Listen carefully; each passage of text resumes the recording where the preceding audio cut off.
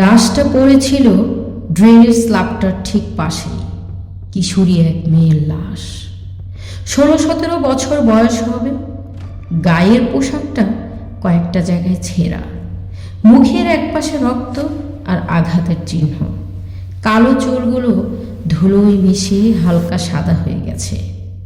লাশের পাশে একটা কিছু উৎসাহী মানুষের ভিড়। কারো চোখে প্রশ্ন, কারো চোখে আতঙ্ক, কারো চোখে এখন নগ্ন লালসা, যেটা থেকে রেহাই পায় না মৃতদেহটা পর্যন্ত। মন্তব্য চলছে নানা রকম। প্রথম ব্যক্তি, আহারে। দ্বিতীয় ব্যক্তি, রেপ কেস মনে হইতেছে। তৃতীয় ব্যক্তি, ঠিকই রেপ কেসই মনে হইব। চতুর্থ ব্যক্তি, এইসব মাইয়ারা এইভাবেই মরে। পঞ্চম ব্যক্তি, ঠিক কোনো ব্যবসা ট্যাবসা হইব। ষষ্ঠ আর সপ্তম, ঠিকই কইছেন, ব্যবসাই মনে হইতাছে। এবার সবাই লাশটার দিকে ঘৃণা নিয়ে তাকায়, যেন পৃথিবীর সব পাপ এই মৃতদেহটার গায়ে লেগে আছে।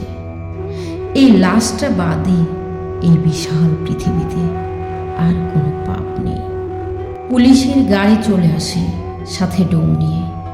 বাঁশ আর চাটাই বেঁধে কুকুরের মতো লাশটাকে নিয়ে যাওয়া হয়।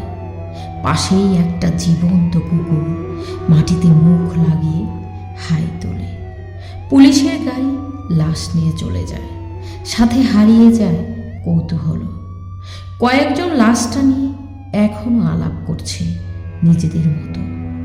জায়গাটায় আর কোনো ভিড় থাকে না, একসময় ফাঁকা হয়ে যায়। শুধু এক পাটি স্পঞ্জের একটা স্যান্ডেল পড়ে থাকে অবহেলায়। সম্ভবত সেটা লাশের। পাশের চায়ের দোকানে এখনো আলোচনা চলছে। কেউ কেউ তাদের দেখা কিছু ভয়ঙ্কর লাশের গল্প শোনাচ্ছে। এক সময় আলোচনার মোড় ঘুরে যায়। সানি লিওন ঢাকায় আসবে, 15,000 টাকা টিকিট। কেউ শুনছে, কেউ ভাবছে। না, কারো ভাবনায় কোনো কিশোরীর লাজুক হাসির গল্প নেই। তার শখের কচু পাতার শাড়িটার কথা কেউ ভাবছে না। কোনো মায়ের সন্তান হারানোর চিৎকার কারো মনে ভেসে ওঠে না।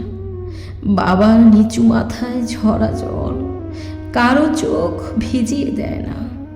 সবার চোখে শুধু ঘৃণা। দু একজন শুধু মুখ দিয়ে আহারে বলে, আর কিছু না। স্যান্ডেলটা এখনো পড়ে আছে, হয়তো একটু পরেই কারো পায়ের ধাক্কায় সেটা ড্রেনে চলে যাবে। কেউ সেটা দেখে চমকে উঠবে না। কষ্ট আর শোকের যোগফল কেউ বের করবে না। দিন শেষে একটাই হিসাব কেবল, লাশটা হয়তো কোনো এক বেশ্যার ছিল, আর বেশ্যাটা মানুষ ছিল না। আমি চিৎকার করে কাঁদিতে চাহিয়া করিতে পারিনি চিৎকার। আমি চিৎকার করে কাঁদিতে চাহিয়া করিতে পারিনি চিৎকার। বুকের ব্যথা বুকে চাপাই নিজেকে দিয়েছি ধিক্কার।